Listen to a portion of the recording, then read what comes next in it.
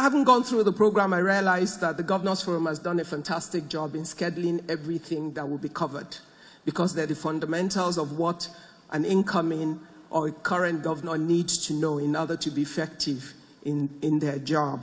I've therefore decided to deal with a simple issue, but an issue that is personal to each of you as governors, an issue that you have control of, and it's not about what anybody else does, but about what you do. And in doing that, I have chosen to ask a few questions. And I start with a question of you saying to yourself, who am I? How did I choose to take on this assignment? If you know who you are, and you've now decided to be the governor of the state by choice, because every candidate had to choose to do that, then you need to then ask yourself, where am I going? What is the goal for which I chose this assignment? And in choosing to do this, what is the value that I've set out to deliver to my people? And when you're done trying to answer those questions honestly, I always say to thyself, be true. Because no matter what we say to other people, when it's just you and your mirror, you can look at yourself and be truthful to yourself. But it's important that we have a sense of who we are, because in the journey of leadership, especially in Nigeria, sycophancy is very real. The pressure and of your society, of people around you, can change the fundamentals of who you are if you do not continue to remind yourself of who you are or why you took the job in the first place. And soon enough, you become something else other than who you were when you got started. So it's important for you to actually write it down, stick it up around yourself, and remind yourself often, this is who I am. This is why I took this job. And there are people whose lives depend on me. Because at the end of the day, it doesn't matter what help anybody gives us. The federal government can have the most plans, the best, the greatest plans in the world. But the guys who touch my life and the life of every Nigerian every day are the governors of our states. I'm an Ibadan girl. That means my Oyo state governors are sitting there. I'm married to an Ondo man. My Ondo governor is sitting there. But the most important governor to me in this room is the governor of Lagos State. Why? I live in Lagos. All my businesses are in Lagos. My life is affected every minute and every second by what he does or what he does not do. And in reality, when we talk about the equity of trust, you can only get that trust from a people who trust what you do by how you affect and impact their lives every day. So what I am doing on behalf of my fellow citizens is that I'm pleading to say, now you have the power. Elections are over. Now you're in office and you have the power of the state. You have the resources of the state. And get more, if you gain the trust of the people, they will pay more taxes. When you gain the trust of the people by performance and the things that you do, ultimately, you will benefit from it. Because when you see a great man do great things that affect your lives every day, when he becomes 70 or 80 or 90, he's done with the office. The position is over. He's no longer there. When you see him on the street, you will stop by to greet him. You will honor him. You will respect him. So my question to you is, how do you want your days to end? Because you're not at the end of your days, but if you have a vision of how you want it to end, you can walk back from where you are now to how you want it to be and structure the actions that you take daily in your state.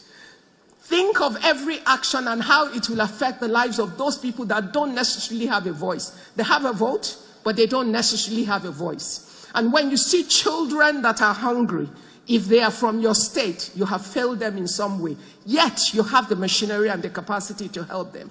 When you see people die from simple medical situations that they need not to, it means that as a state we have failed. But we have the capacity to help and to make things different. Now, you're not going to be able to solve all the problems. That's important. But the integrity of the heart of the leaders and your commitment to truly change the lives of your people is what will bring for you all the help that you need. Because when a man sets out to do the right thing and he shows good faith, every kind of help will come from everywhere. People will do things for you without being taken a dime, because they can see your commitment and the integrity of your heart. And therefore, for a nation to truly be great, the integrity of every man that is sitting at this table as a governor or a governor-elect is critical to our nation building. You need to own your own vision for your life. You need to decide what you want your legacy to be. And you have the opportunity from this moment to build that legacy by the things you do every day. There will be people that will seek to derail you. But by being confident of who you are and making the decision that I will live true to how I was brought up, to my values, to what is right for my country, to what is right for my people, that I want to be able to walk freely amongst my people, even when I'm done and I'm old and tired. When you think with that determination, your actions will change things for people. You might not do everything. You will not do everything. Just choose roads, choose education, choose health. Make your contract clear with your state. Let them know how resources cannot cover all of this. These are the only things I will do in the next 4 years, and deliver on those things. Once you're clear and your people understand, they will stand by you and defend you in the day of trouble. And at the end of the day, you will get much more than any money that anybody can pay you. Let me just share a few little things as I finish. Something that Gandhi said, but that has impacted me very much. In this position, it's generally assumed there's opportunity for wealth. But if you want to build our nation and do it right and use the office that you have and use it right, you will be guided by not building wealth without work. You will get what you deserve as your pay for the office, but you will get much more than that from your citizens because you have done them right. Don't seek for pleasure without a conscience.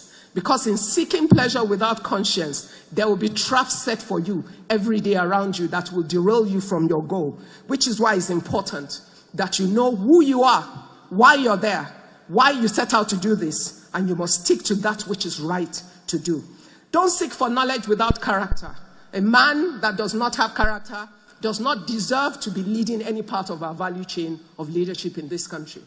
But if you're there, seek to be the example for the people that will serve under you in your government and the people of your state. Ultimately, there is so much joy in seeing the accomplishment of that which you set out to do, and in seeing lives that are fulfilled because of that which you have done. Don't seek for commerce without morality. In building the economy of your state, make sure that you can ensure that there's transparency and things work, and there's accountability, so people can see what you do every day. And even when mischief makers appear to try to turn that which you've done upside down, there would be ordinary citizens that will rise up to defend you based on how they have interacted with you and seen that which you have done. And as I finish, please don't seek for politics without principle. You know, people ask us every day, why aren't you in this party and all of that party or the other? Why aren't you joining in politics? Let's be honest. We do not have politics of ideology in our country so far. We have politics of people. And if you want the right people to gather and give us the critical mass that we need to build our nation, you are the next generation of leaders that can ensure that we begin to set the template and the agenda for a great nation to be great. It hurts me. It breaks my heart every time you're talking to people outside of this country and they open their mouth and talk about this nation that you know that within it is everything that it needs. We have all the human minds that we need to build a great nation. God has worked abundantly with resources. Some of your states are richer than others, but guess what? It's not even so much about how rich you are. It's how well you apply the resources that you have sincerely to the needs of your people. Even as you do that, ordinary citizens will help you to think through. You don't have all the answers, but you have humans around you that can support you. And they don't have to come from your state. We all need Nigeria to work. It doesn't matter what state. For me to drive from Lagos to Ondo, I'm going to come across how many states. So I need every part of Nigeria to work. To fly to Abuja today, assuming I was driving, imagine how many states of Nigeria I will pass through to get here. Every state counts to every Nigerian. And it doesn't matter where we come from. If you need help, look for the Nigerian that can help you. We all want this country to work, and we're very hopeful that because you have this position and you have this power, and people have trusted you with it, that you will use it effectively to build a nation, the portion of it that is assigned to you, and that you will work collectively for the unity of this nation. Because a nation that is divided against itself, it can never stand. But in the place of unity, I'm a Christian. The Bible says God has commanded his blessings, which means every time we combine our knowledge, our wisdom, and all our resources together, we can build a great nation that the world will be afraid of.